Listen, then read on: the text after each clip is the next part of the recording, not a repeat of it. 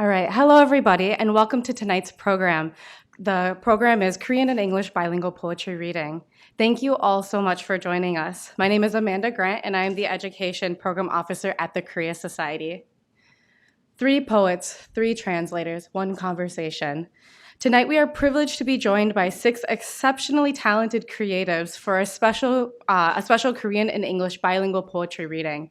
This event offers an opportunity to not only immerse ourselves to the profound verses of these poets, but also be able to appreciate the skillful translation of their work crafted by these gifted translators. It is worth noting that each poet has brought their distinct body of work, which promises a rich evening for all of us. What you are to expect for tonight's program are readings done in pairs, with 1 poet and 1 translator on the stage. On your program, you can find which poems will be read in either English or Korean, with the word Han indicating it's read in Korean and En for indicating that it is read in English. Although most of our poems will be done in pairs, we do have a special group reading at the end of Bo-young's a bookstore in the pouring sand that utilizes all of our guests tonight. After the conclusion of our readings, we will then shift gears to a Q&A portion with our guests. That's when you will have opportunities to ask your own questions for our guests tonight. We will then conclude the event with a raffle of poetry collections of our poets of our in-person audience. All right, without further ado, I am pleased to introduce our first poet and translator duo. So our first poet and translator duo is Kim Sono and Unice Lee.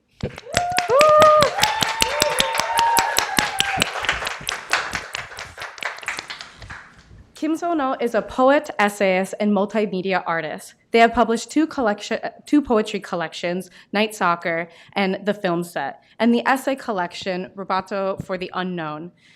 They currently write for the weekly Moonhawk and have collaborated with Platform L, Windmill, Villa Hamilton, and the Suwon Museum of Art on various multimedia projects. They have also written for lyrics for the K-pop band Tomorrow X Together, or TXT, making them the true K-pop idol of this group. Yes. They are joined with Eunice Lee, who is a researcher and a translator, and also a poet. Her translations of Korean poetry have been appeared in The Margins, Asymptote Journal, Chogwa, Circumference, Azaleas, the Journal of Korean Literature and Culture, Columbia Journal, and more. She currently is working on currently a PhD candidate in English at Harvard University. Please give a round of applause for our first duo. 네, 안녕하세요, 여러분. 시인 김선우입니다. 반갑습니다. Pleasure to meet you all. My name is Eunice Lee.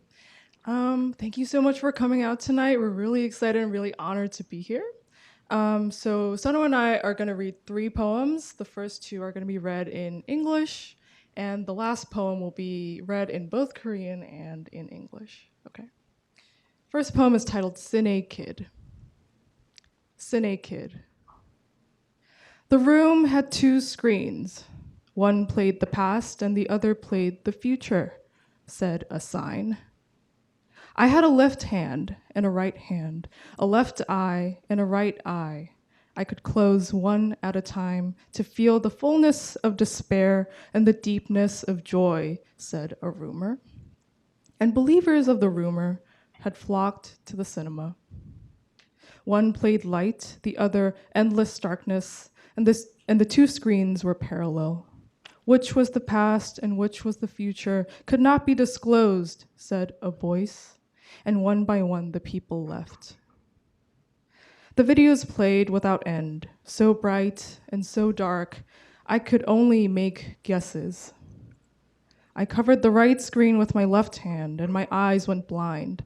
I covered the left screen with my right hand, and my hair turned white. Lines delivered in all the world's languages, a single narrative. Slowly I learned to hear and grasp them all. When faith bloomed on my left palm, my right hand grasped a dead rat. Light crawled into my eyes, closed shut.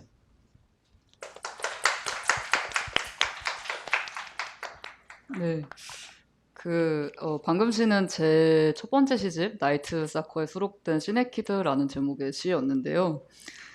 저희가 이제 오늘 낭독할 시를 고르면서 제가 이유나 번역가님께 어떤 시를 고르고 싶으신지 질문을 드렸었어요. 몇 개 후보와 함께. 그래서 그중에서 굳이 이 시를 고르신 이유가 있다면 제가 이 자리를 빌어서 듣고 싶어서 네, 한번 여쭤보려고 합니다.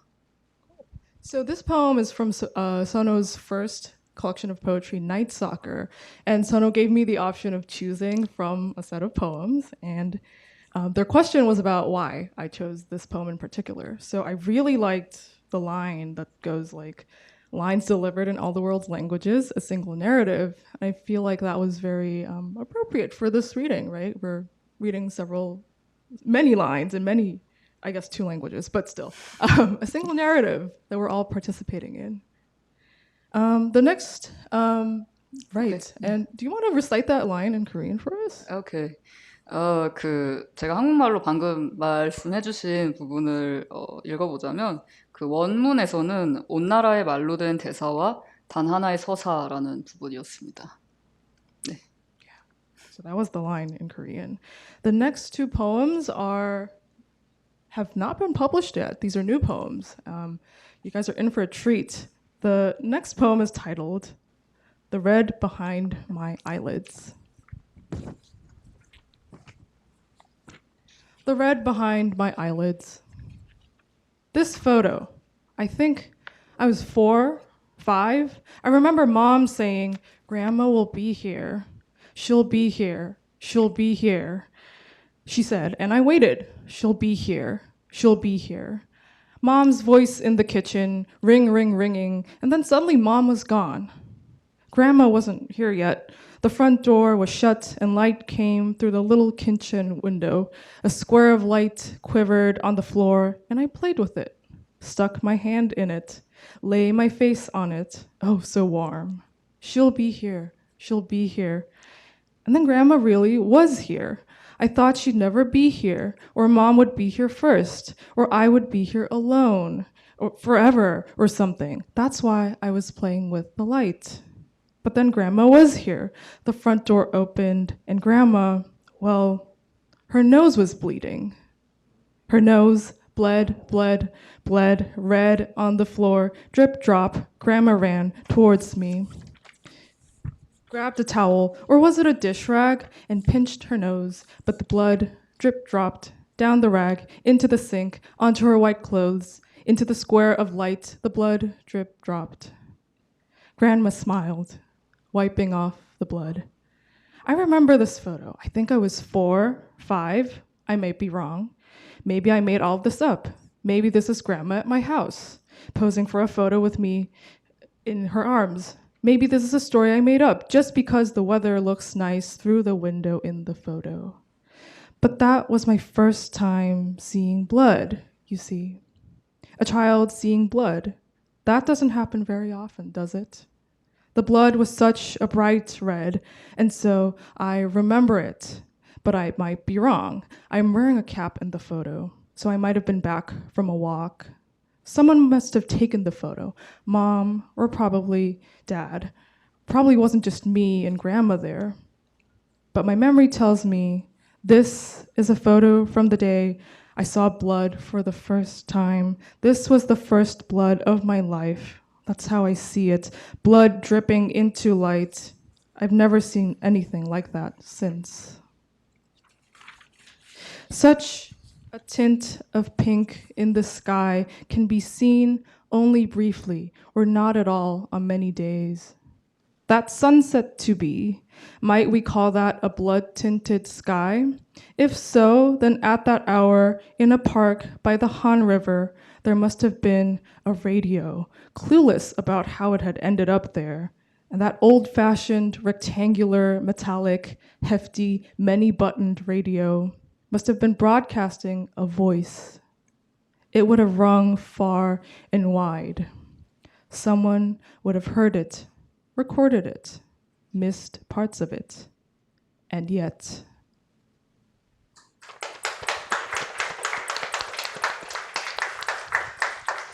Mini Q&A time.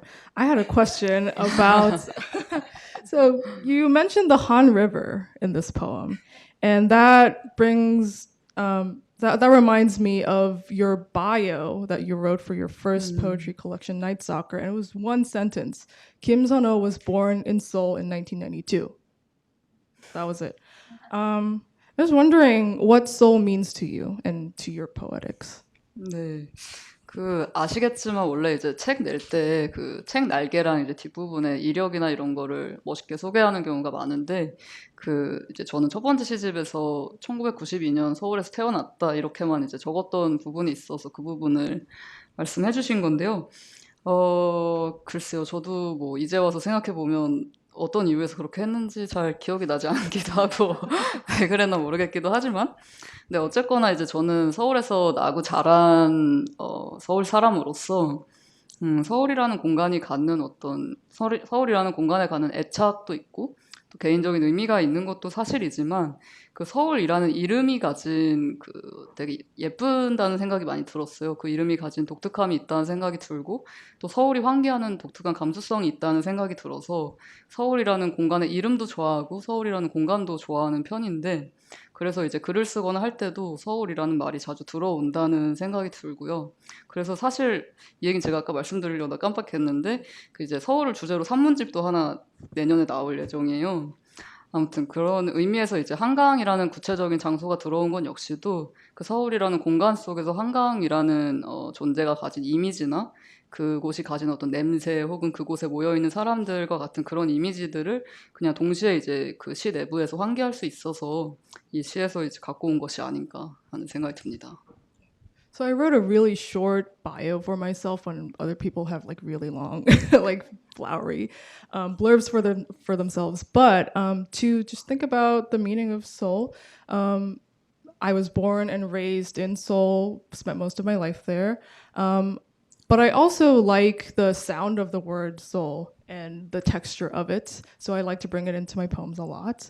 And brief plug, I have a prose collection on soul coming soon, where I explore the various smells and sounds and tastes of soul. Did you mention tastes? I don't know. But yeah, of soul. And that richness is very important to my poetry. Cool. The next poem and our last poem will be read in Korean by Sono and in English afterwards. 미학적 선택으로서의 경계. 새는 좋은 사람이었다. 내가 커밍아웃 했을 때 자신의 시체를 보여주었다. 나는 납득할 수 있었다. 소년이거나 소녀이거나 둘 다 아니라거나 하는 문제보다 살아있는 몸과 죽어있는 몸을 모두 가지고 있다는 사실이 더 크고 무거워 보였기 때문이다. 실은 가지고 있다기보다 놓치고 있는 쪽에 가깝다는 것을 알고 있었다. 내가 여자도 남자도 다 놓치고 있듯이. 새는 날개쪽지 사이로 삶과 죽음이 동시에 빠져나가고 있다는 사실 때문에 곤란했을 것이다. 나는 대충 논바이너리라는 단어를 써먹거나 나의 대명사를 they라고 불러달라거나 하는 식으로 존재를 호소할 수도 있었지만 도대체 살아있는 동시에 죽어있는 상태를 뭐라고 부른단 말인가? 새는 유령도 좀비도 아니었고 그냥 자기 시체를 가지고 있는 새였다. 새는 시체를 어디에 보관하고 있었을까? 대충 두었다가 부패의 끔찍한 냄새가 난다면 들키기 십상일 것이고 경찰에 잡혀갈지도 몰랐다. 버릴 수도 없었을 것이다. 그러나 경찰 앞에서 새가 무슨 말을 할 수 있겠는가? 새를 죽이는 것은 우리나라에서 범죄가 아닙니다. 동물보호법 위반일까요? 하지만 맨날 치킨을 먹는 사람들은요. 게다가 이 시체는 저 자신이기도 합니다. 도시에 살지 않는다면 새에게는 새만의 무인도가 있어. 그 섬에 자신의 시체를 500구쯤 펼쳐놓았을지도 모른다. 햇볕에 말라가는 새의 시체들. 새는 해변에 널려있는 시체들 위를 비행하며 모두 잘 마르고 있나 그런 걸 살펴보았을지도 모르고 그중 하나에 빠진 누나를 다시 끼워 넣었을지도 모르고 내가 여성학 교수님을 찾아갔듯이 새는 언어학 교수님을 찾아간 적 있다고 했다. 자네 이름은 새인데 영어로는 bird이거나 say거나 say일 수도 있고 그중 하나를 택하면 되는데 불어로는 새라는 사실 역시 기억하게나. 세상에는 타밀어도 히브리어도 벵고로도 있었지만 새는 제2외국어까지만 공부하기로 했다. 할 줄 아는 언어가 많아진다는 건 해외여행 갈 때 알아들을 수 있는 말이 늘어난다는 뜻이었고 곧 세계 어디에서든 말 같은 것이 들릴 때 귓속의 침묵을 유지할 수 없다는 의미이기도 했기 때문이다. 새는 대부분의 외국어를 썰라썰라 정도로만 번역하고 싶었다. 자신은 삶과 죽음 사이의 논바이너리 같은 거라고. 경계는 어떤 종류의 침묵이라고. 새는 사람 좋은 얼굴로 말했다.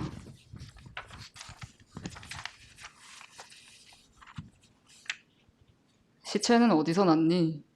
묻지 않았다. 실은 우리가 양쪽을 놓치고 있다기보다 놓아버린 쪽에 가깝다는 것을 알고 있었다. 그 편이 아름다웠기 때문이다. 새는 나의 어깨를 두드렸다. 나도 새의 날개를 두드렸다. 우리는 각자의 집으로 돌아갔다.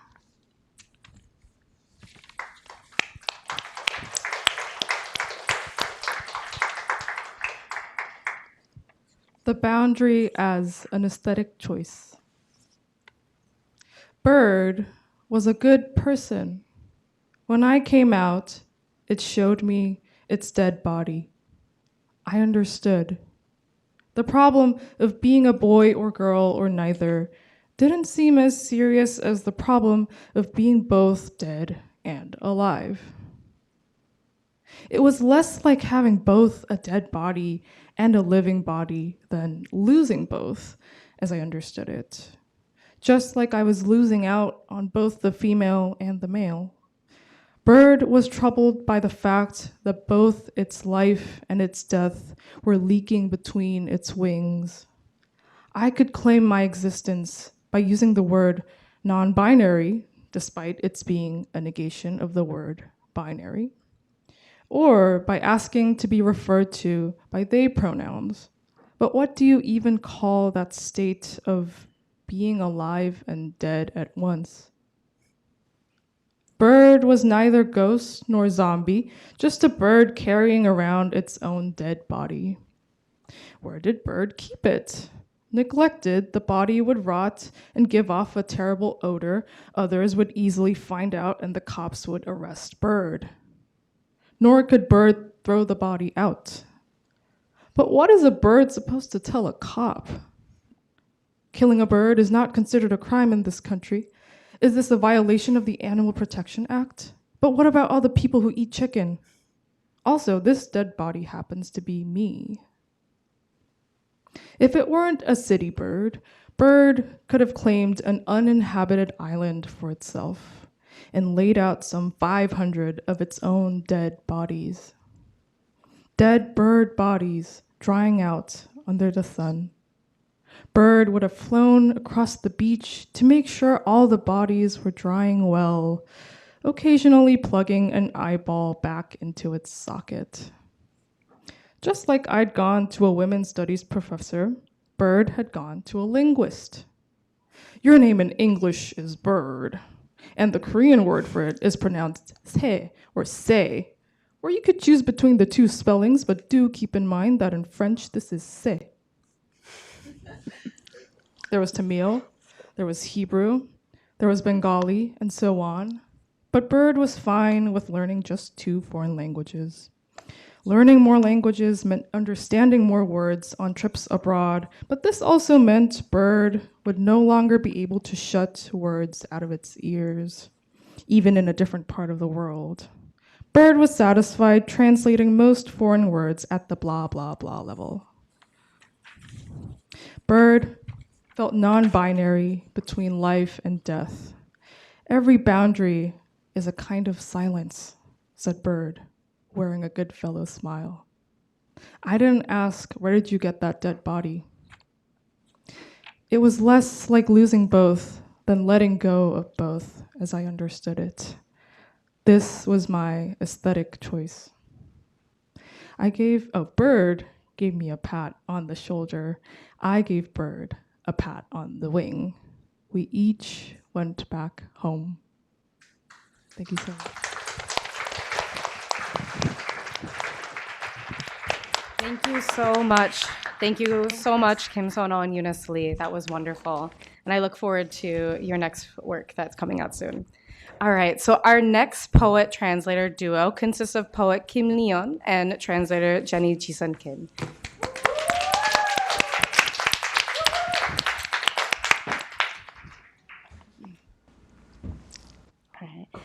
Kim Liyoun is a poet, writer, and visual artist. She is the author of the poetry collection Transparency Blends Space and the interdisciplinary essay collection Soft Materials, which is forthcoming in 2024. They recently concluded a gallery showing called Sono and Soj featuring hands. It was really cool. And she is also accompanied by translator Jisun Kim. Jisun Kim is a translator and a visual artist, just like our poet, making them a great poet-translator duo. Yes. She was the winner of the Charms Agency's 2022 Emerging Translator Prize and is currently translating Jaewon Che's poetry with the support of the American Literary Translation Association. Outside of translating poetry, she also translates Korean art texts for Dusan Art Center and Ilmin Museum of Art. So let's give a round of applause for this duo.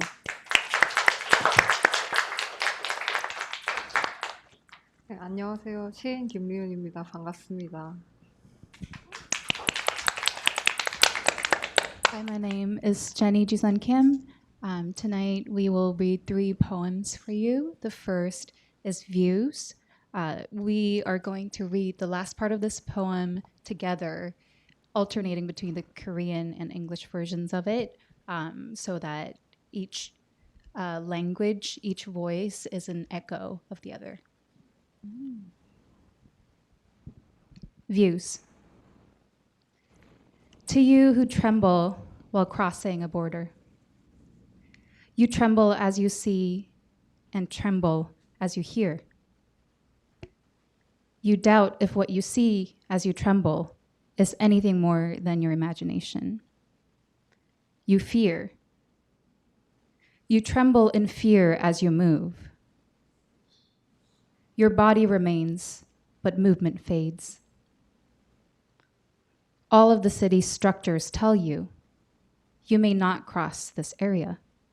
You may sit or lie down. You tremble as you try to cross the border, sitting and lying down. You only understand forms that don't require meaning. Your hands pick up anything and mold it into whatever. That's okay as long as it's unrecognizable, as long as it can pass as a ghost, as long as it looks like it can move like a ghost, like a tomb or a burrow, like burrowing rats, like a rat-buried burrow, like a world-swallowing burrow, like the swarming world penetrated by countless burrows. We molded the world using only burrowable materials. No one knows what leads where in this city. At least in sleep, the world is no different than one big burrow. It can widen in the same way it narrows and deepens. Digging burrows, combining burrows to make a hallway, undoing space, turning walls into paths, turning the world into a tunnel, using mud to build a structure. The structure was soft and cold. It was easily dug up and scattered. It easily made us dirty and made dirty normal for us. We rise from the earth like shattered stones. We tremble as we cross over forms carved into space. We make our beds like origami. We unfold our crumpled sleep. Only under clean sheets do we sense our bodies, moving weakly, feebly, feeling the city's structures burrow under our fingernails. Twice a week, neatly clipping our nails and the world stuck beneath them. Touching the burrow that deepens little by little. We love each other with our dirt-covered heads.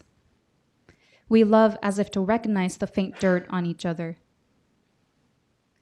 We roll on the dirt-covered ground and love as if to smash it. We're drawn to the traces our knees left in the dirt. We meet wherever. We meet without recognizing each other. We meet namelessly. We meet in the rubble of time. We meet in the smoky air where we can't see each other. We don't help each other. We just meet and keep each other company. We're just entrances for each other. We meet on tattered knees. We reach with our dirty, firm fingertips. We hear prophecies in the wind piercing through the burrows. We tremble as we knock down walls and walk down the hallway that used to be burrows. An open, empty space. A space that undoes boundaries. Movement that undoes space. The non-space and non-structure tremble as they speak to us. Don't forget. Lie under a clean sheet in the caress of our memories and feel the passing time. The rat living in each of our palms. When the sunlight shines through our hands, they look semi-transparent. 너는 그런 것을 보는구나. That's what you see. 다 알고 싶었어. I wanted to know about it all. 손 안에 죽은 것이 있다는 느낌.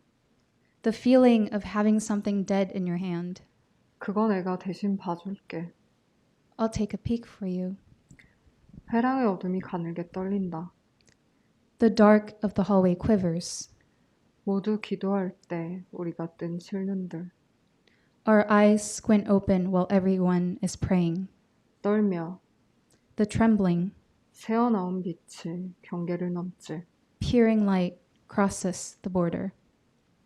우리는 손바닥을 펼치며 만났지.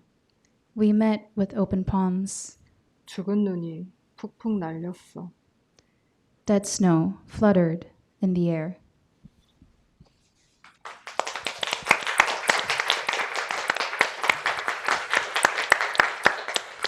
So the first line of this poem, "To you who tremble while crossing the border," has a footnote to it. It's from a quote, but from the book 3 Steps on the Ladder of Writing by Helene Sixou. And I will read the quote, which is from the English translation of the book by Susan Sellers. The quote goes, "The person who trembles while crossing a border casts doubt on their own definition, not only on their passport, not only on their driver's license, but also on every aspect and form of their definition. From the definition of age, which we talk about very little, to the definition that concerns us the whole time, and which is, at the same time, the one we can't or won't reply to, that of sexual definition. What nature are we? What species are we?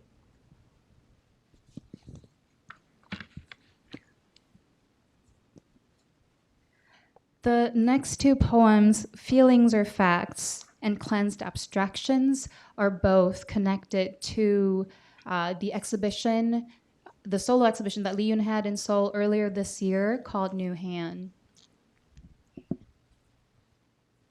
So I will read Feelings or Facts in English, and then the last poem, Cleansed Abstraction, Liyoun will read the Korean first, and then I will follow with the English translation.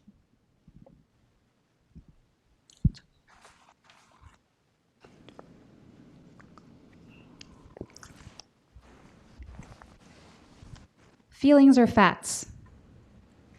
We ruined all this weather. Saying this makes it feel like there's weather left to ruin. Clean sunlight softly pours over my head. On a day I would let the grass stain my pants, I sit on a bench. There are so many dogs. I marvel at how happy they all look. The dogs are busy. The sun glides off the busy dogs' dewy black noses. It's that kind of day. Side by side in a dimly lit cafe, we look out the window, wearing soggy t-shirts. Pale and bloated, our feet in a row, in the two pairs of waterlogged shoes. When we feel like we're together, we transcend all distances like ghosts and feel like there's weather left to ruin. We're ready to ruin anything that comes our way, a prime skill that takes time to try and conceal. We sit with it and look at the screen outside the window. Look at the perfect weather in the bird's eye drawing. A predetermined landscape like it doesn't quite seem like a landscape. As if a weatherless person imagined the weather. As if a representation of weather is covering the weather. As if dust collected on top of the covered weather flits around. Yesterday, I mindlessly watched videos by someone who could supposedly make anything out of origami. A supposed god of origami. A material delicate and flat.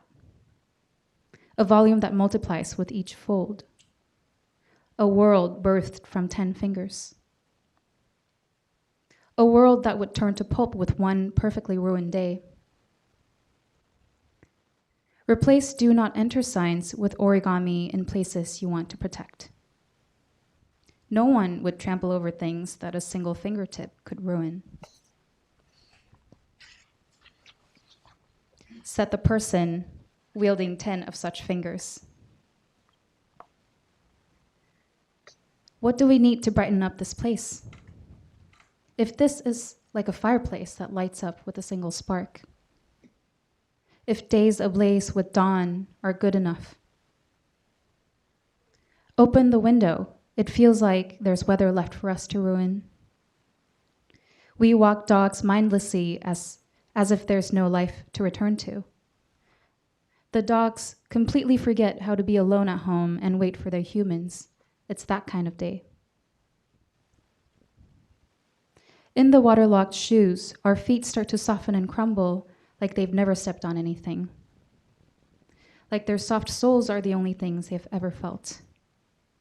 Our feet aren't even that small. When you really love someone, you give them things that are easily ruined. The God who loved us most left us a box before dying. A box made of paper. On top of it, laid a paper flower. Untouchable and unenterable.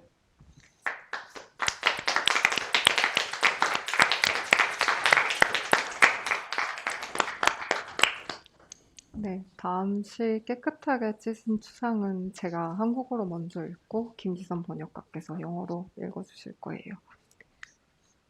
깨끗하게 씻은 추상. 추상은 꿈꿀 공간을 준다지만 너는 구체적인 창문을 필요로 했다.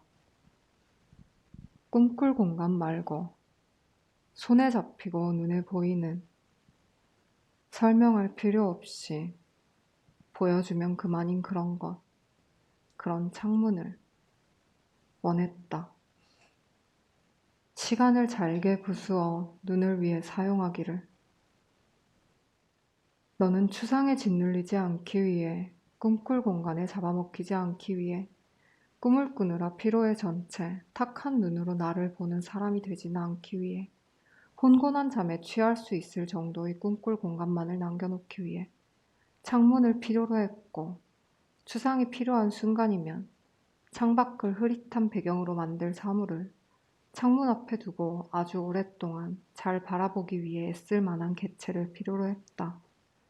가까운 곳에서 눈을 떼지 않고 볼만한 움직임을 가진 것, 계속 헝클어지는 가장자리를 가진 것, 시선을 잡아채는 방식으로 운동하는 테두리, 가장자리 바깥의 모든 것을 추상으로 바꿔버릴 수 있는 덩어리를.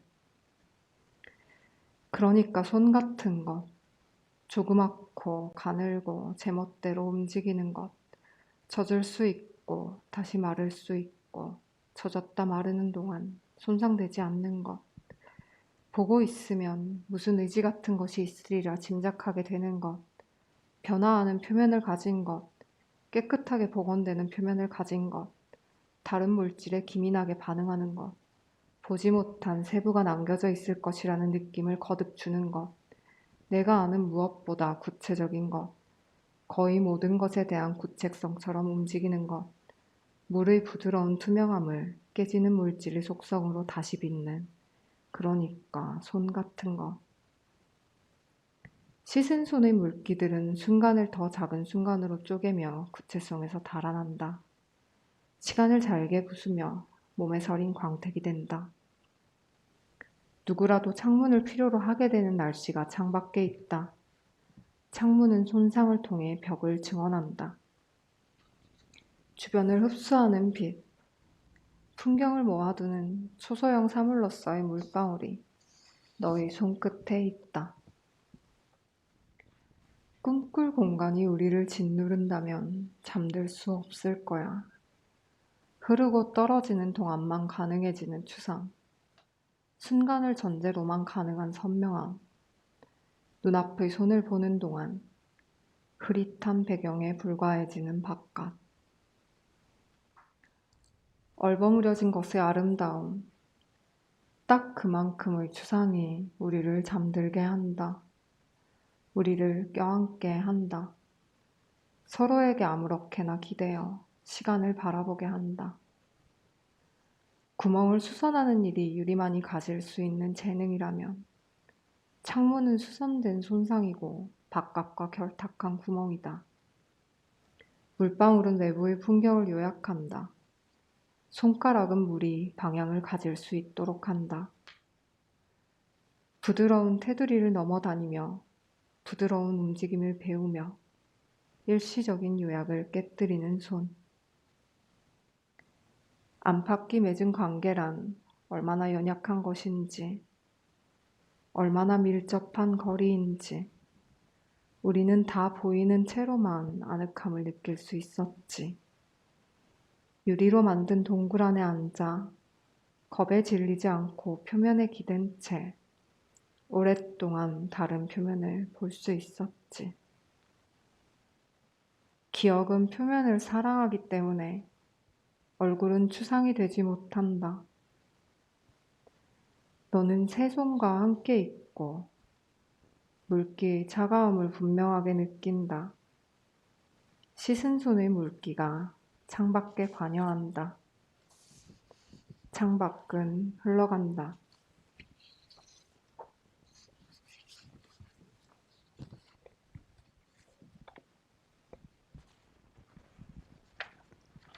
Cleansed abstraction. They say abstraction offers room to dream, but you yearn for a specific window, not room to dream, but a tangible and visible, no explanation required. Once you see it, you get it kind of window. You want it to break time into small pieces and use it for the eyes. Not to get crushed by abstraction, not to fall prey to the room to dream, not to become the person who would stare at me with eyes weary from dreaming. To leave only enough room to dream for indulgent slumbers, you needed a window. When you needed abstraction, you needed an object that would blur what's outside the window. A thing you would put before the window and strain to look at for a long time. Something with movement that makes you want a closer, steady look. Something with a perpetually entangled silhouette. Something with an outline that vibrates in a mesmerizing way and renders everything beyond it into abstraction. A substance like that. That is, something like a hand. Something that is small and slender and moves on its own. Something that can get wet and then dry, but would stay unscathed in the process. Something that prompts you to think it has a will. Something with a transforming surface. Something with a surface that renews itself. Something that quickly reacts to other things. Something that keeps you feeling like you haven't seen all its details. Something with more details than anything you've ever seen. Something that moves like the epitome of all detail. Something that molds the soft transparency of water back into a breakable matter. Something, hence, like a hand. The wet on a washed hand split moments into even smaller moments and escape specificity. It breaks time into fragments and becomes sheen on the body. Outside the window is a day that would make anyone yearn for a window. A window is an open wound that proves a wall. Light absorbs its surroundings. A water droplet, a micro object collecting landscapes, dangles from the tip of your finger. If the room to dream crushes us, we'll never sleep. Abstraction only possible as long as it flows and drips. Clarity only possible for a moment. Outside, that turns into a blurry backdrop when you fix your eyes on your hand. The beauty of something obscured and muddled. That precise amount of abstraction puts us to sleep, makes us embrace, makes us casually lean on each other as we gaze into time. If only sheet glass is capable of mending holes, a window is a mended wound, a hole colluding with outside. A water droplet sums up the outside landscape. A finger gives water direction. Crossing over soft borders, learning soft movements, a hand, shatters the fleeting summary. How fragile the relationship between inside and outside. How intimate that distance is. We felt safe only when we could see all of it. Sitting in a cave made of glass, leaning against the surface, unafraid, we could look at other surfaces for a while. Because memory loves surfaces, a face can never be abstraction.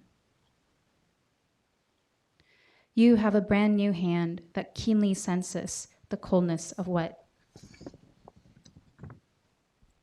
The wet of your washed hand engages what's outside the window.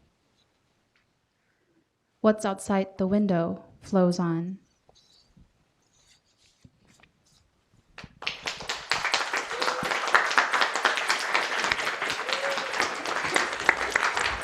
Thank you so much. All right, in our last duo, we have poet Bo-young and translator Soje.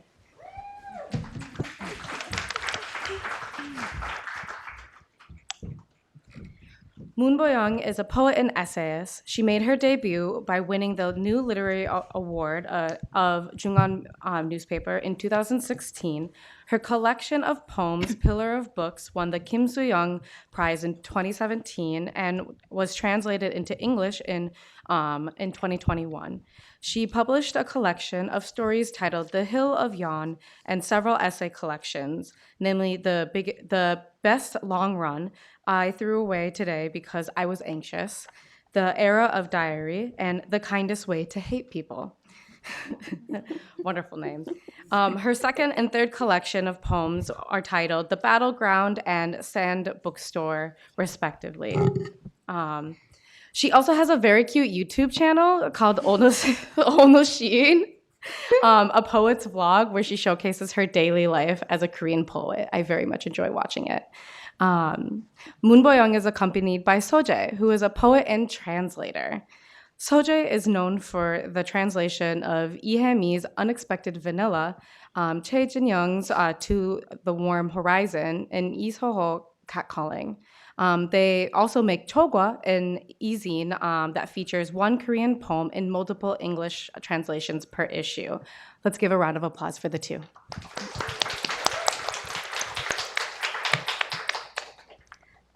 Hello, my name is Bo-young, and I'm from South Korea. And thank you for coming here. It's really an honor to be here. And I also want to thank Soje for arranging this beautiful night and translating my work. And like few days ago, my mom said that if you wear Korean traditional dress in this reading, you can be a superstar. But as a shy person, this was my best. This is a Korean traditional ribbon called dengi, and it's secret that I bought it from Amazon. And in Korea, my name is Moon, but it is also Moon in English. So I found out that it's actually Moon in Korean doesn't carry any meaning. My name doesn't carry any meaning, but Moon is Moon in English. So I found out that somehow people like my name. So someone says like, look at the moon. I look back, which is misunderstanding. But I am happy that I can have this beautiful misunderstanding in US. And the first, poem I'm gonna read is What It Means to Adjust. What it means to adjust. The average human takes 0.4 seconds to blink. Isn't that too fast? Olivia thinks humans need to live a little more slowly. Slow living includes lingering in the bathroom, not exercising, and blinking slowly. Whenever someone blinks during a conversation, Olivia feels like they die for 0.4 seconds and come back to life, or transform into someone else, in which case humans would transform 15,000 times a day. This is probably why I can't ever get used to myself. According to Olivia, humans should blink less but keep their eyes closed longer. She invents a word where humans take 3 seconds to blink. I really think we should keep our eyes closed a little longer. It will be good for our health. In the word she invents, humans blink significantly slower as they age, so you can guess someone's age from their blinking. For example, 80-year-olds take 10 seconds to blink. Old men talk to each other and take turns closing their eyes for 10 seconds. It takes a really long time to finish a game of janggi or chess. People like to point to any old man with closed eyes and say, he's adjusting. Olivia's daughter asks, Mom, why does Grandpa close his eyes for so long? Grandpa is adjusting. To what? No one answers.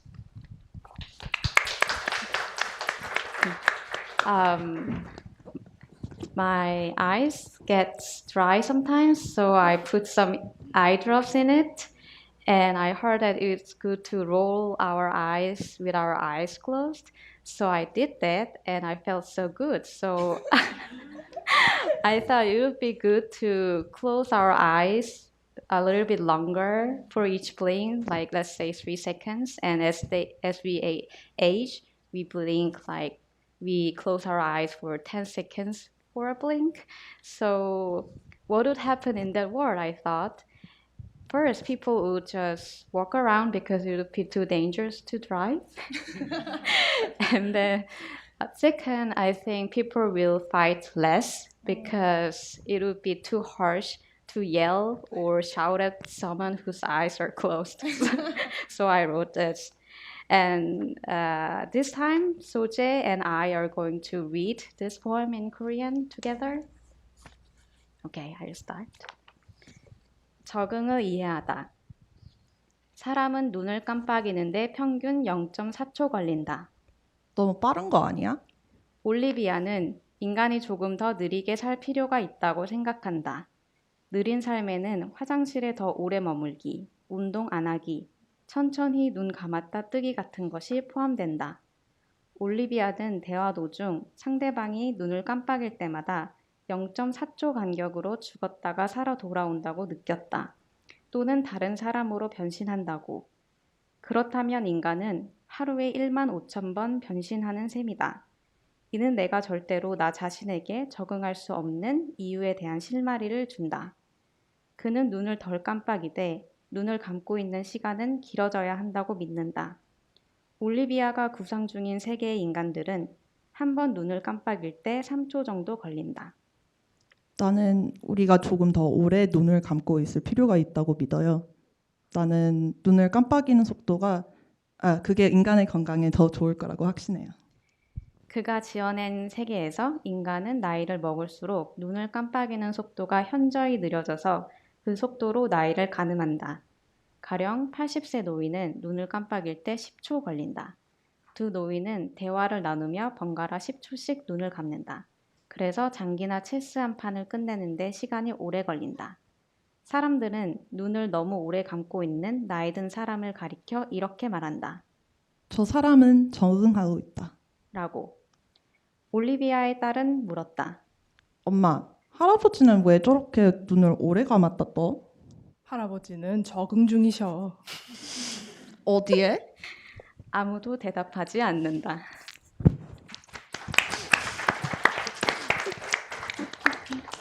So I didn't know that Bo-young was going to call herself shy in front of everyone today. I'm a shy person. Okay, so she came from the airport yesterday, came to my apartment, and she's like, give me a moment. She goes into a room and changes into a prom dress for tomorrow. So she's like, does this work? And I was like, yes. Immediately, yes. Like, just we need more of, like fashion stunts and poetry, I think. So I don't think you're shy, Bo-young, but that's my opinion. Thank you.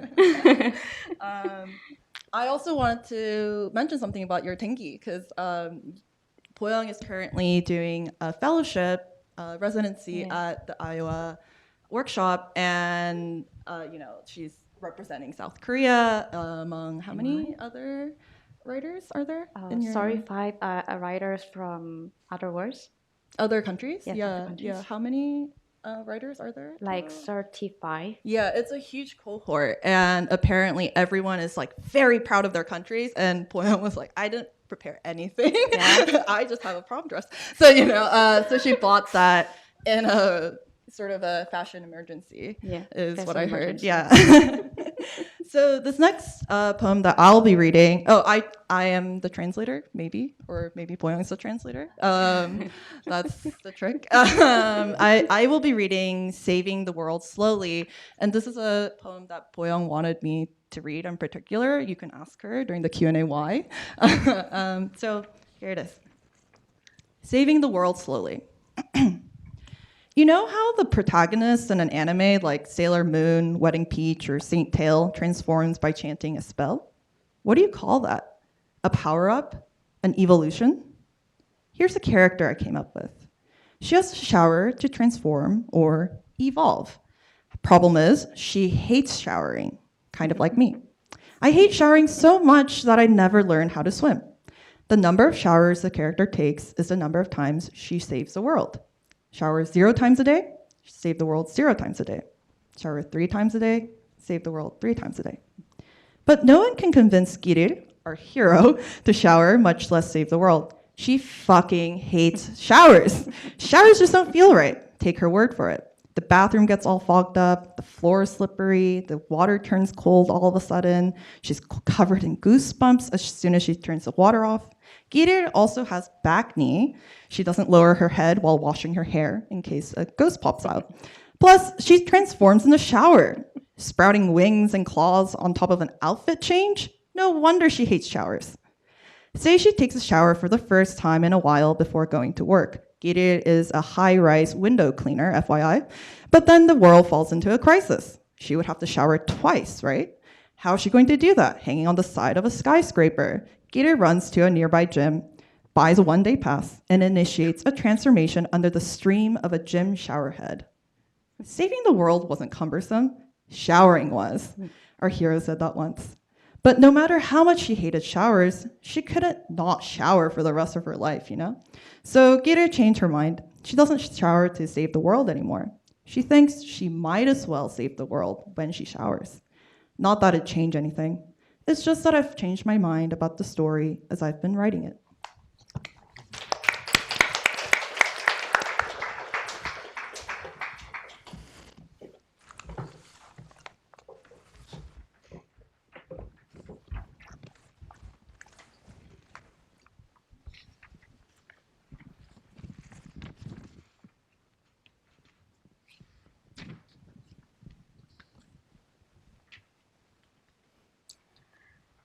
A bookstore in the pouring sand, NYC version.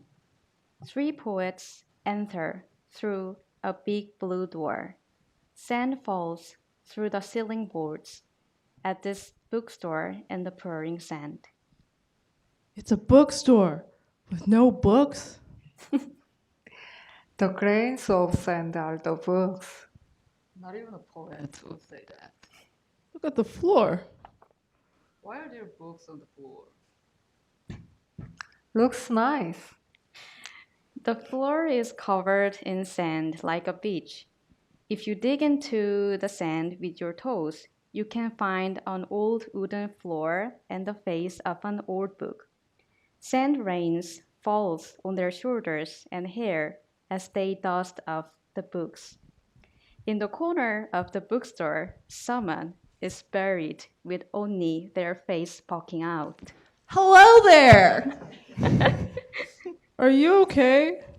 Do you want us to help you out? I'm fine. I'm choosing to be here, so let me be.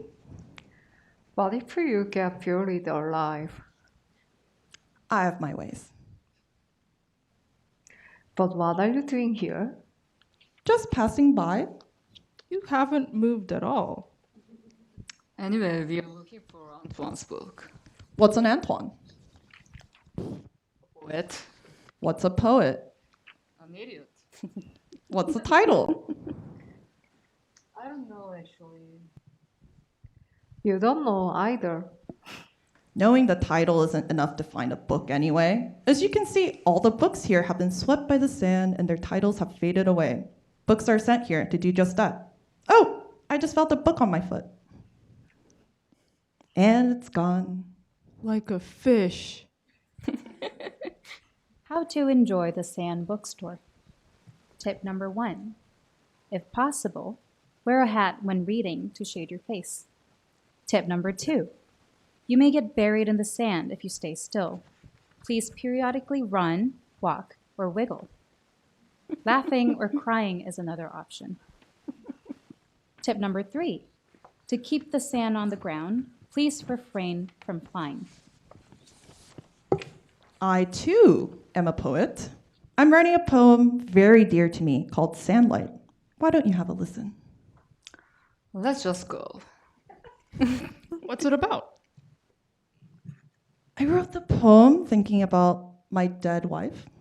I want to hear it. Sandhead reads his poem aloud, and the trio listens while protecting their eyes from the sand. Sandlight. Light shines through dusty windows. Have you ever watched light corrode? Light ages and rusts and decays. Light carries the spirit of sand. Grains of sand carry light on their backs. A small person carried by a smaller person. I am here. I have not moved for far too long. I try my best not to get dragged away.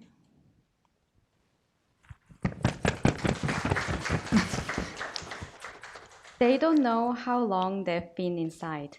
Was it an hour or a day, 10 days, a year, or was it half a lifetime? They stayed at the sand bookstore longer than expected and learned how to live with sand without getting buried in it. Ready to head out? One of them says. They don't want to get sanded on anymore. Another one prays. But the way out is so easy that they invent other ways of living. Standing still, they let the sand rain fall on them. Getting caught in the sand rain is another way out.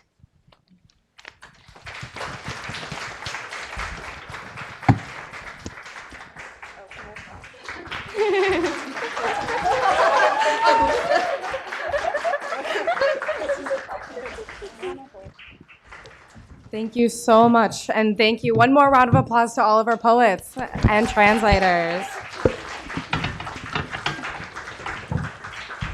So now we are going to be moving on to our Q&A portion of the event.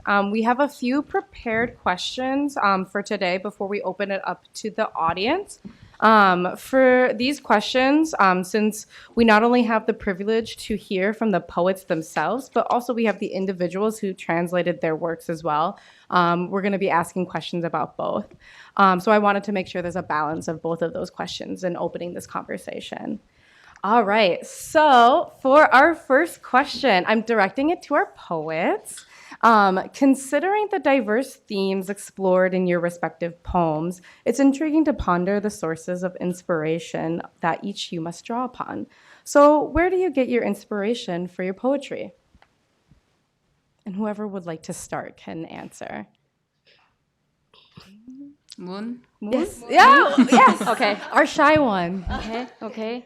As a shy person, I have a mic. Yeah, sorry. I think I get inspiration from everything. But sometimes when I travel and go abroad, I tear books and roll it and put a small ribbon in it and put it into my pouch like this because I want to read books simultaneously, like 5 books, and it is too heavy. But something interesting happened when I read books like this because some pages are reversed like this or reversed like this. So the sentences are not connected, but somehow it makes sense sometimes. And those distorted sentences give me a lot of inspirations. That's my answer. Nice. Any of our other poets?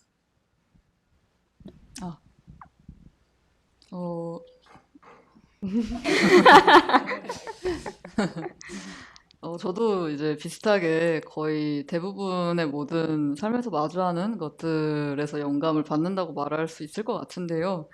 근데 저에게 시는 절반은 언어, 절반은 이미지인 어떤 것인 것 같아요. 그래서 언제나 언어와 이미지 사이의 연결 지점과 혹은 그 연결이 해제되는 그런 지점들에 관심이 많고, 그리고 어떤 언어를 통해서 이미지가 저한테 불러와 줬을 때 그 이미지를 연장하거나 확장하는 방식으로 시를 많이 쓰는 것 같은데, 뭐 이를테면 아까 읽었던 시네키드라는 첫 번째 시 같은 경우에는 2개의 영상이 동시에 상영되고 있는 하나의 공간이라는 이미지 자체로부터 영감을 받아서 이제 시를 썼다고 말할 수 있을 것 같고요.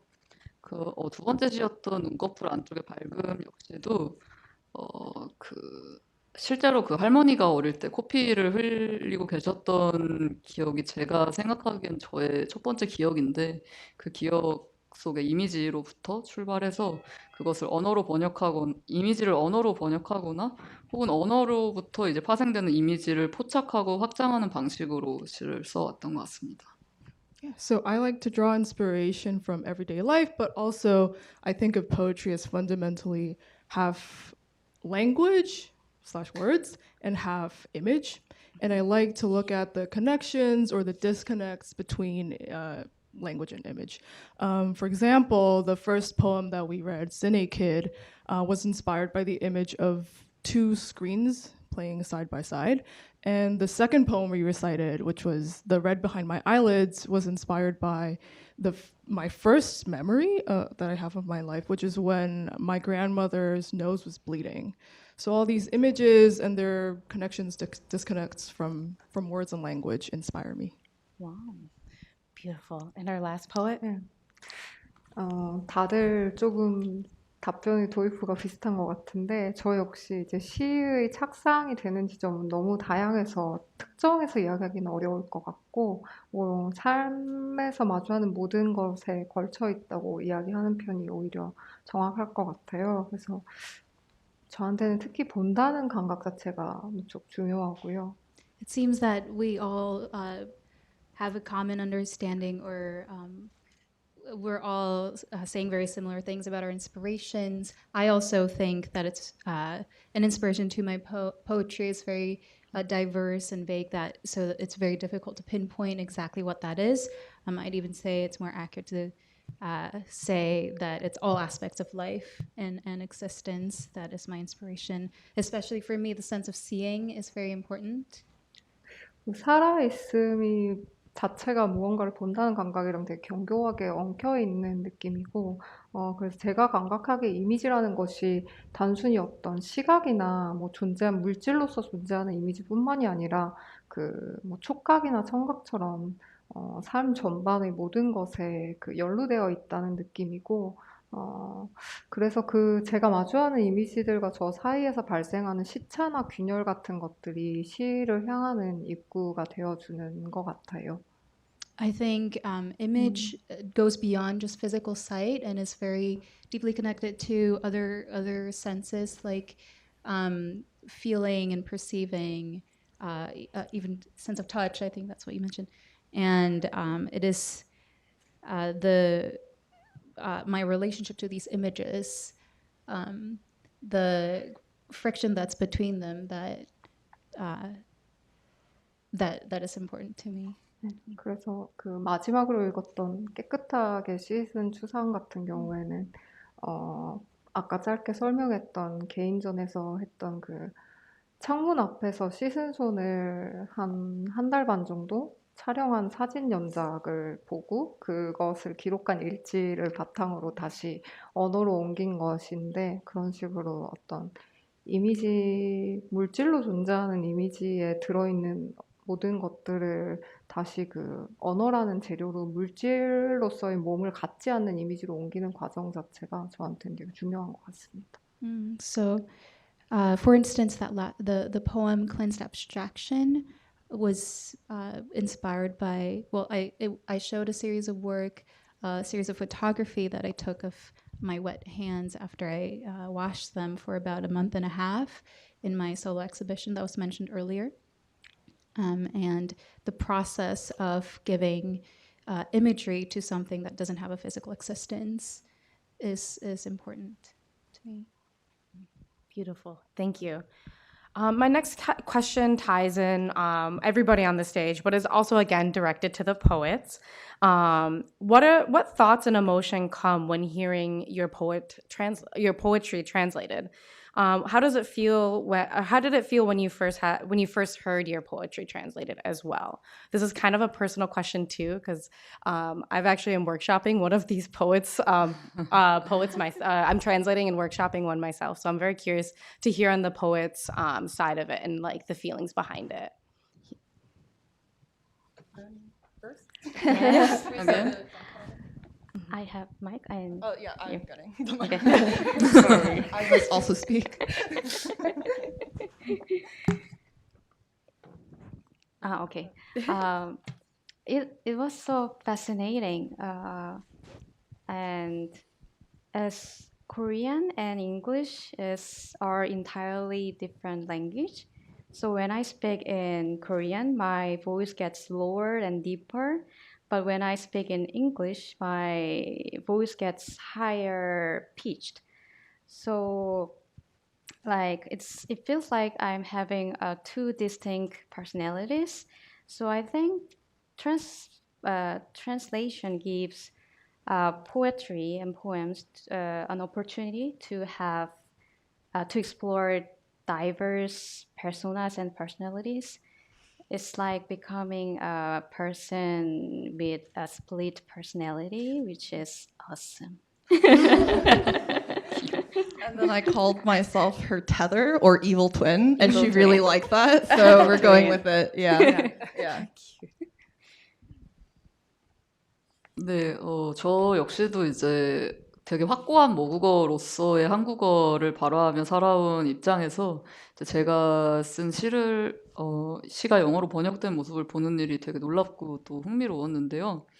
그 이제 번역 과정을 간단하게 말씀드리자면 저희가 이제 세 분의 번역가께서 그 구글 닥스에 이제 저희의 이제 원문 시와 이제 각자 번역가분들의 이제 번역문이 그곳에 올라와 있고 그 댓글을 통해서 서로 커뮤니케이션 하시고 이제 피드백하시고 그 과정을 몰래 훔쳐봤어요. 저는 이제 그거를 참여자는 아니었지만 이제 어떻게 하시는지를 지켜봤는데 너무 재밌더라고요. 그러니까 왜냐하면 이제 하나의 언어가 이제 다른 언어로 번역되는 과정에서 발생할 수 있는 여러 가지의 가능성들이 있는데 그걸 이제 하나로 수렴시키는 과정을 세 분이서 함께 이제 하고 있는 것으로 제 눈에는 보였고 또 이제 그 과정에서 어떤 분은 리듬을 중요하게 생각하시고 또 어떤 분은 이미지를 중요하게 생각하시고 또 어떤 분은 말의 간결성을 중요하게 생각하시기도 하고 근데 이게 이제 한 분의 번역가에 따라서 모든 기준이 일관적으로 적용되는 게 아니라 그냥 때에 따라서 이제 유동적으로 그 각각의 기준들을 시키시는 모습을 보면서 그 번역 역시도 어떤 선택과 배치의 문제라는 점에서 굉장히 창작과 같구나 이런 생각을 했던 것 같고 동시에 이제 창작 역시도 번역이구나 이런 생각을 했던 것 같아요. 아까 말씀드렸던 것처럼 제가 어떤 떠오른 이미지를 언어로 번역하듯이 하는 작업이 제 작업의 일환이듯이 이제 번역과 창작이 굉장히 긴밀하다는 생각이 들었고 또 이제 저는 이제 저희 이유나 번역가님의 번역 중에서 되게 좋아하는 부분들이 많은데 이를테면 시네키드 같은 경우에는 앞에 이제 쥐가 등장하는 부분이 나와요.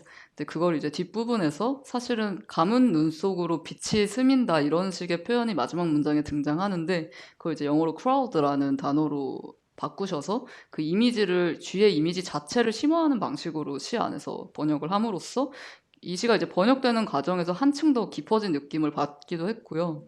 그리고 이제 그 눈꺼풀 안쪽에 붉음이라는 그 할머니가 코피 흘리는 시에서는 제가 코피는 줄줄줄이라는 그런 표현이 있었는데요. 그 줄줄줄이라는 의태어를 블레드라고 번역을 하셨는데 그게 이제 제가 느끼기에는 리듬과 이미지가 결합되어 있는 어떤 구문처럼 느껴졌어요. 그래서 이런 방식의 번역들을 지켜보는 과정이 저 너무 흥미로웠고 너무 재밌었고 또 고맙다는 말씀 드리고 싶습니다.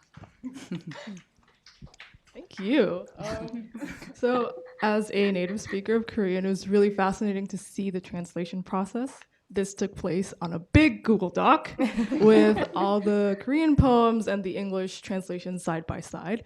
I sort of sneakily read the comment section where the I should mention everyone was invited to the Google Doc. Yeah, everyone's on it. It was not sneaky, but like you know, at 2 a.m. I would like casually run into Soje on the dock, like, making edits. But back to back to Sono's comment. Sneakily, Yeah. really, I was able to read the comments exchanged among the translators. It was really interesting to see the different approaches there. At some moments, the translators would prioritize rhythm, at others, concision, and then at others, sort of the image. And it was really fun to see all of those different possibilities converging into these poems.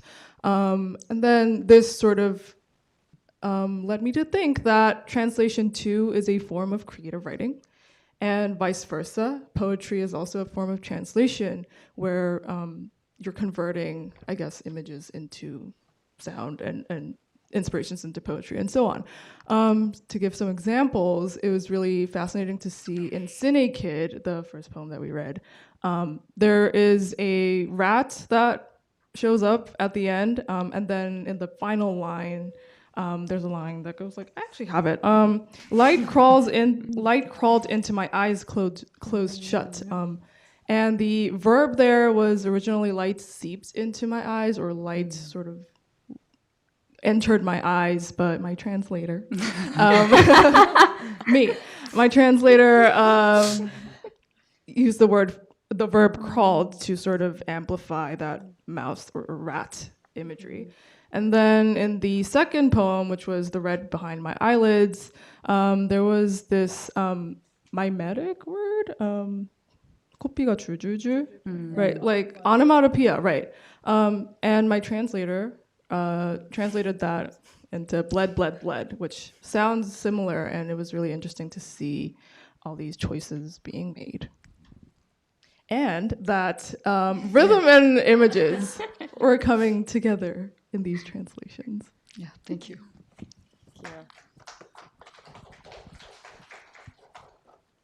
네, 저도 그 시가 번역되는 그 과정 세 분의 열띤 토론 현장을 또 구글 독스를 통해서 지켜보고 그렇게 이렇게 다듬어져 가는 결과물을 보는 것이 정말 너무 큰 즐거움이고 기쁨이었고, 그 시를 묵독했을 때랑 소리내서 읽었을 때 또 새롭게 드러나는 부분이 있어서 저희는 어제 오후까지도 이제 낭독 연습을 하는 동안에 미세한 부분을 다듬느라고 계속 수정을 했었어요. I also had a lot of fun sneakily looking at all the correspondences happening on the Google Doc. And I found that different aspects came to light when I was reading the translations in my head versus out loud. And so we together worked on the translations, editing it, and practicing reading till yesterday afternoon. 그래서 지선님과 번역 작업을 하는 동안 이제 번역이 정말 새로운 가능성을 끝없이 가진 발생이고 혼자서 하지 않는 쓰기라는 생각이 들었고, 그래서 시가 가진 여러 개의 레이어가 있다면 그 새로운 레이어가 끼어들기도 하고, 그 번역을 통해서 기존의 레이어가 가지고 있던 위치나 그런 포개지는 방식 같은 것들이 바뀌면서 최종적으로 노출되는 이미지 역시 좀 새롭게 바뀌는 것이라는 생각이 들었어요. So while working with my translator, Jenny, I felt that translation is an occurrence and an ongoing process that has endless potential, a kind of writing in itself that is never done alone. If a poem has many layers to it, and a translation sometimes changes the layers around, reconfigures them, and ultimately the image that comes out in the end is completely different and new from the original.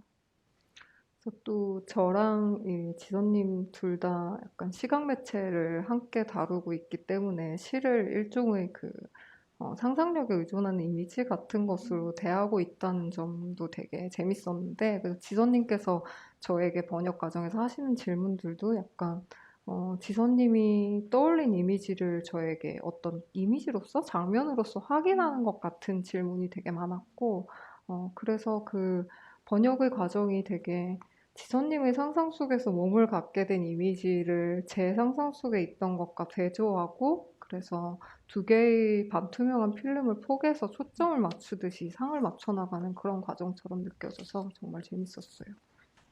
Since both Jenny and I share the background of being a visual artist as well, we both have practices in the studio. Focusing on the image of the poetry based on, well, within the mind, so based on imagination, was very interesting. And so putting the image in my mind in dialogue with what manifested in Jenny's mind was like overlapping or layering two pieces of semi-transparent film and finding the focus anew, making it clearer. 그리고 번역 과정에서 이제 아까 선호 시인이 이야기한 것처럼 그 언어라는 재료가 소리랑 이미지가 되게 결합하는 지점이 있다는 것도 그렇고 이게 번역 과정이 정말 언어라는 재료만이 가진 매력과 특수성을 실감할 수 있는 너무 즐거운 일이었고 네, 그런 경험을 가능하게 해준 우리 번역학께 감사드립니다. So through the translation process, I learned that language really combines imagery with sound, and so it reminded me the uniqueness and the beauty of language as a material. And I would like to thank my translator, Jenny, for allowing me to have this experience. Wonderful. Before we go opening to the rest of the audience, we did have 2 questions that were submitted prior to the event for our speakers, so I did want to at least focus on one of those.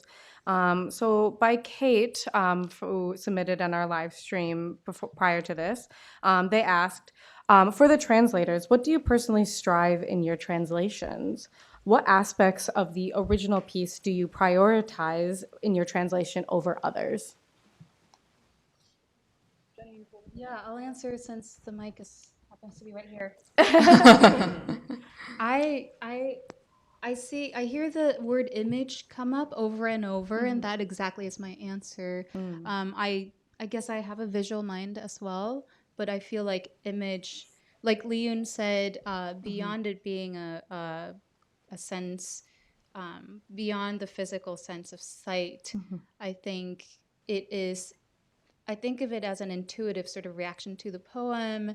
And so I focus on capturing the image, the texture of what the poem gives before I move on to perfect the rhythm, say, and syntax. It's so fascinating because I have the exact opposite answer. I focus on sound and I focus on rhythm first because for me, poetry is fundamentally sounds and what the sounds inspire in the listener or in the reader. So I begin with the music, and then for me, it's less of an intuitive response than a constructed thing, right? So I want the so I guess I go with the second thing that comes to mind, really, and see if the otherness of the text is sort of speaking to me. I try to listen to it, and then I see where that takes me. Thank you for this perfect setup for me to be the secret third thing. I think for me, it's always, yes, all of the above. Obviously, I think about image. I obviously think about sound, but I think a particularity that I love about Bo-young's poetry in particular is the spokenness of it, right? It sounds like someone is talking to you very directly, and they're telling you a story. And I really wanted to capture the sort of spirit of the person, and that sounds extremely abstract, but I just wanted it to sound like a person in English. And I think collaborating with Bo-young and trying to, I'm also her English tutor, so this was like a many layered dynamic, but because I practice speaking in English with her so often, I'm beginning to understand what she sounds like in English, outside of my translation, and I try to bring that in. And obviously, Bo-young is not the speaker of all of her poems. They're very specific characters. There's someone who doesn't shower, someone who blinks very slowly. So it's not her, but that sort of sensibility that guides her work, I really try to embody. So maybe I am the body. Wow. Yeah, thank you for those wonderful answers. I did have other prepared questions, but I did want to give at least one audience member an opportunity to ask a question. So is there anybody that has a question in the audience that has to our poets or translators at all? Oh, we have one right here, our lucky one. Unfortunately, time is slipping away from us. Thank you for the wonderful reading. I debated asking this question in Korean, but it'd be faster in English. So. As it goes through the series of translations to the final second language work, so it goes from the human experience to Korean, your mother tongue, and then to English and other languages. I think there is a core essence that I imagine the artist wants to keep through all of his translations, regardless of the rebirth or the evolution that happens, I think, through the translations. My question to the poets is, what is that core that you refuse to compromise throughout the translations? And for the translators, I would love to get your take on, when you read the work, you have your own image of what that poetry, what that poem is saying. Has there ever been an incident where there is like a mismatch in what your understanding of the poem and your direction for it in that language of translation, and where the artist disagrees, and how did you resolve it? Maybe the translator should. Yeah.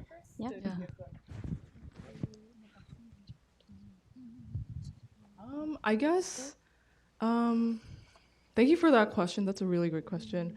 I feel like I was talking about otherness earlier, right? And it's often in those mismatches that we find what matters to us both. And we come up with like two wildly different like hypotheses as to like what is going on in the poem. And sometimes the translator's like incorrect interpretation leads the poet to think about what the poem was actually doing. And then sometimes, I don't know, the poet's sort of understanding of the poem explicated to the translator shows them, like, lets them learn new things about the piece. So I think it goes both ways. It's a really, it's a really interesting process. I don't know if other translators have other thoughts. I mean, as Bo-young's evil twin, I'll give the evil twin answer, which is that I'm also a poet, so I'm speaking on our kind, which is that poets don't always know what they're talking about. And I'm going to say that. And it takes a reader to tell you, oh, actually, I have this quirk in my poetry. That's something that Yemi, a poet that I've translated a whole book of, like, she and I constantly talk about this because in an interview, I was not trying to embarrass her. I was just really interested in the repeating words in her collection. So I made a list, and then I said the list to her, and she's like, I can never use these again. So, there are things I think that poets don't realize about themselves, and I've experienced that all the time. Like, people will come up to me after a reading and say, oh, like, do you like XYZ? And I'll learn something about myself, and I think that's sort of what you're also saying, that like through these differences we do learn about ourselves. I mean, I really just have to echo what has already been said. And like Sono mentioned in their answer earlier about how they feel about the translation, they're really mutually informative. The poem itself is a translation. The translation itself brings a creative process as well. I'll leave it at that. All right, what a great ending. So unfortunately, due to time, we cannot take any more questions, but we really appreciate that wonderful question. So that then concludes our bilingual poetry event tonight at the Korea Society. So thank you, everybody. So after these final words, we will conduct our raffle for our in-person audience. But I just want to give a huge thank you to everybody who is here tonight, all of our speakers. I want to give a huge thank you to all of the Korea Society staff that helped out tonight. They did such a wonderful job, and we couldn't do it without them. Thank you so much. And also a huge, huge thank you to Soje for putting this all together and organizing this bilingual reading. Shout out. So thank you all so nice. And everybody who's on the live stream, thank you for joining us.